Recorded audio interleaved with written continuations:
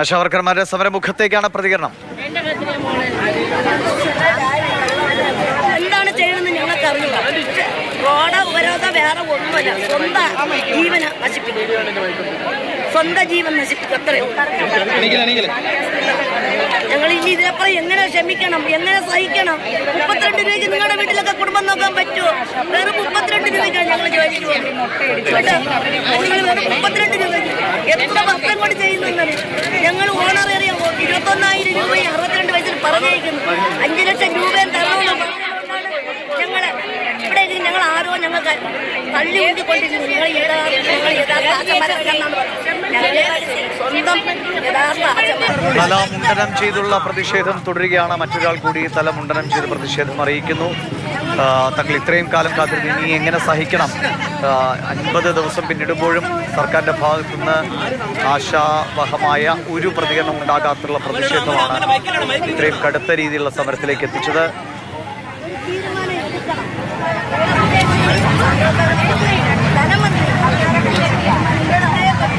ഇല്ലെങ്കിൽ ഇതിനപ്പുറവും ഞങ്ങൾ ഈ സ്ത്രീകൾ ചെയ്യും. ഞങ്ങൾ 2 കൈയും വിട്ടു നിൽക്കുന്നവരാണ്, ഞങ്ങൾ നിയന്ത്രണം വിട്ടു നിൽക്കുന്നവരാണ്. ഞങ്ങൾ എന്ത് ചെയ്യുമെന്ന് ഞങ്ങൾക്ക് തന്നെ അറിയില്ല എന്ന് പറഞ്ഞാൽ അവർക്ക് നഷ്ടം ഉണ്ടാക്കില്ല.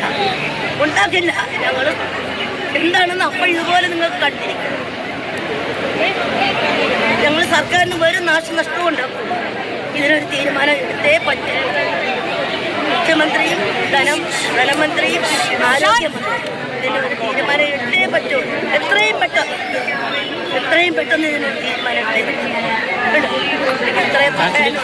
ഒന്നും പറയാനില്ല. ഇതിന് സമാധാനം ദൈവം പറയും. ഇതിനുള്ള സമാധാനം ദൈവം പറയും.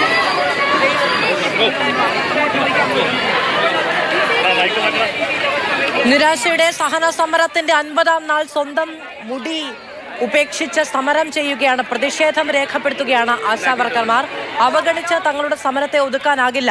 അത് സമൂഹത്തിന്റെ മുന്നിൽ എന്തു വലിയ വില കൊടുത്തും തങ്ങൾ നിരന്തരം ഉയർത്തിക്കൊണ്ടിരിക്കുമെന്ന പ്രഖ്യാപനം കൂടിയാവുകയാണ് സെക്രട്ടേറിയറ്റിന് മുന്നിൽ. സാധാരണക്കാരന്റെ ആശയും പ്രതീക്ഷയും അഭയവും ഒക്കെയാണ് ഭരണസ്ഥിരാ കേന്ദ്രം എന്നുള്ളതാണ് ജനാധിപത്യത്തിന്റെ കാഴ്ചപ്പാട്. നമ്മളൊക്കെ ഉറച്ചു വിശ്വസിക്കുന്നത് അങ്ങനെയാണ്. അവിടെ ഒരു കൂട്ടം സ്ത്രീകൾ, അമ്മമാർ അവനവന്റെ തലമുടി മുറിച്ചെറിയുകയാണ്. അത് ഭരണവർഗത്തോടുള്ള തങ്ങളുടെ കാര്യത്തിൽ തീരുമാനമെടുക്കാൻ, ജനങ്ങളുടെ ജീവിതത്തിന്റെ അവരുടെ മുന്നോട്ട് പോക്കിന്റെ ഒക്കെ കാര്യത്തിൽ തീരുമാനമെടുക്കാനാണ് അധികാരികൾ ഉണ്ടാകുന്നത് എന്നാണ് ജനാധിപത്യം വിവക്ഷിക്കുന്നത്. അപ്പോ അങ്ങനെ അധികാരമുള്ളവർ, തീരുമാനമെടുക്കാൻ തങ്ങൾ ചുമതലപ്പെടുത്തിയവർ തങ്ങൾക്കൊപ്പം നിൽക്കുന്നില്ല എന്ന ബോധ്യത്തിൽ നിന്ന് തങ്ങൾക്കൊന്നും നഷ്ടപ്പെടാനില്ല, ആശയേറ്റു നിൽക്കുന്നവരാണ് തങ്ങൾ. അതുകൊണ്ട് നഷ്ടപ്പെടാനുള്ളതിൽ നിന്ന് അവർ വലുത് എന്ന് വിചാരിക്കുന്ന ഒന്ന് സ്ത്രീകൾക്ക് എത്രത്തോളം പ്രധാനമാണ്, അല്ലെങ്കിൽ എത്രത്തോളം പ്രിയപ്പെട്ടതാണ് അവനവന്റെ മുടി എന്നുള്ളത് വ്യക്തമാണ്. അതൊരു പ്രഖ്യാപനമാണ്. അത് നിരന്തരമായ അത്തരം സമരങ്ങൾ നമ്മൾ കണ്ടിട്ടുള്ളതാണ് പലയിടങ്ങളിൽ നിന്ന്. രാഹുൽ ജി നാഥ് കൂടിയുണ്ട്. രാഹുൽ, കരഞ്ഞുകൊണ്ടാണ് അമ്മമാർ തലമുണ്ടനം ചെയ്തിരിക്കുന്നത്. എപ്പോഴും ആ ദൃശ്യങ്ങൾ തന്നെയാണ്. അത്രയും കടുത്തൊരു സമരമുറയിലേക്ക് പോകാൻ അവരെ പ്രേരിപ്പിച്ച സർക്കാരിൻ്റെ പരിഹാസ രൂപേണ മന്ത്രിമാരടക്കമുള്ളവരുടെ പ്രതികരണം കൂടിയാണ്. ഇപ്പോഴും ഒരു ആശയുണ്ടോ അവർക്ക് സത്യത്തിൽ? നിമീഷ്, നമ്മൾ ഇവരോട് സംസാരിക്കുമ്പോൾ ഇപ്പം 50 ദിവസമായി കഴിഞ്ഞു. ഓരോ ഘട്ടത്തിലും അവർ പറയുന്ന വിമർശനങ്ങൾ, അവർ ഉന്നയിക്കുന്ന മുദ്രാവാക്യങ്ങൾ എല്ലാം അപ്പുറം അതിലെല്ലാം ഒടുവിൽ അവർ പറയുന്നത് പ്രതീക്ഷ ഉള്ളത് കൊണ്ടാണ് ഞങ്ങൾ ഇങ്ങനെ ഇവിടെ കിടക്കുന്നത് എന്നാണ് അവർ പറയുന്നത്. കാരണം ഈ സമരത്തിൻ്റെ ഓരോ ഘട്ടത്തിലും ഏറ്റവും ഒടുവിലാണ് നിരാഹാര സമരം തുടങ്ങിയത്. നിരാഹാര സമരം തുടങ്ങുമ്പോൾ ഇടയ്ക്ക് പോലും വീട്ടിൽ പോകാനാകുന്നില്ല. കാരണം നിരാഹാരം കിടക്കുന്നവരെ നോക്കണം, നിരാഹാരം കിടക്കുന്നവർക്ക് വീട്ടിലേക്ക് പോകാൻ കഴിയുന്നില്ല. ഇപ്പോൾ ഇതാ മുടി മുറിച്ചുകൊണ്ടുള്ള സമരത്തിലേക്ക് വരെ കടന്നിരിക്കുന്നു.